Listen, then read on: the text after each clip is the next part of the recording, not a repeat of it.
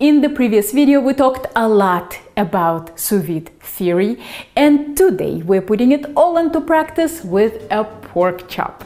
This dish is a great example of doing a little bit of work over the weekend to put an amazing meal on the table during the week in just 30 minutes.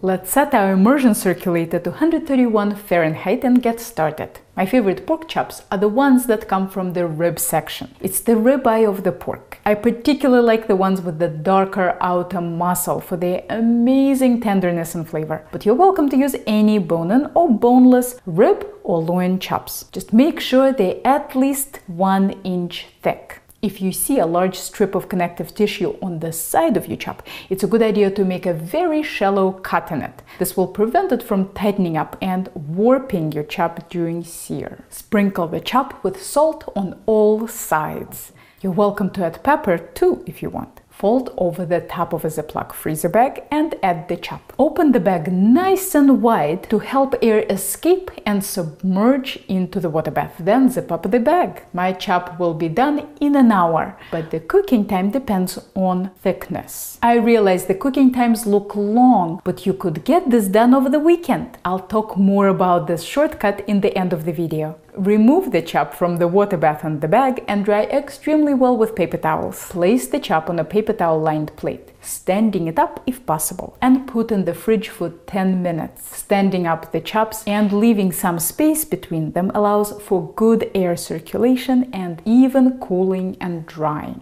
This step is rarely talked about in sous vide recipes, but it is crucial to producing a great sear. Keep in mind that when your meat comes out of the bag, it is at a perfect temperature throughout. So if you're gonna sear it immediately, your sear has to be insanely short. Your meat is also in the worst possible state to give you a good sear because it is damp, and no matter how much you dry it, it kind of keeps oozing. But if you put it in the fridge and cool it some, you'll be able to get a great sear on it because now you can keep it in the skillet a bit longer. Get your pan with a bit of oil extremely hot. Place the pork chops in the pan. I like to fill in the empty spots with carrot planks to prevent the oil from overheating and setting off fire alarms. For better color and flavor, try adding a teaspoon of butter for each pork chop halfway through searing. Sear until you get nice brown color, but no longer than 2 minutes. Flip and sear on the other side, again, not exceeding 2 minutes. A little basting doesn't hurt. If you can flip the chops every minute, you'll completely avoid a thin layer of gray meat inside. But that might be too much trouble if you're trying to finish your side dish, so feel free to flip only once.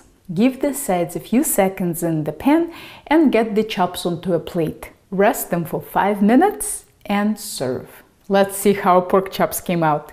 Is this gorgeous or what? Perfectly tender and juicy from top to bottom.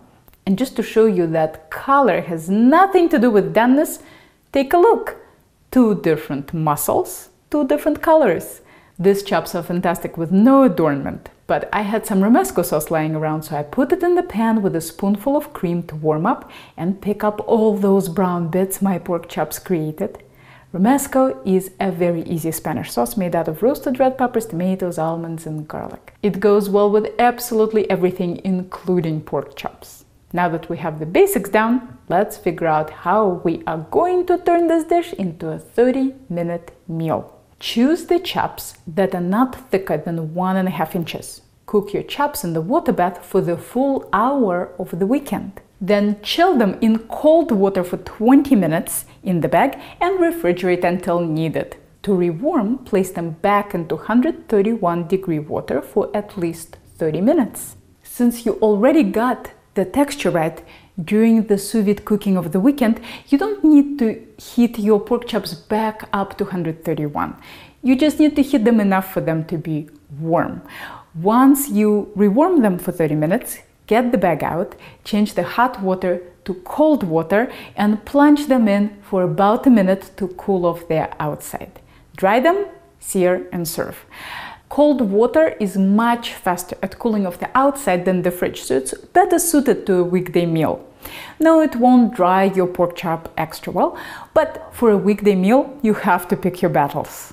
I promise, it will still be the best pork chop you've ever cooked on a weekday. For the vegetable, try snow peas. They require no trimming or chopping and can be ready in 2 minutes. The links for the snow peas, Romesco, and the sous-vide basics are in the description below this video.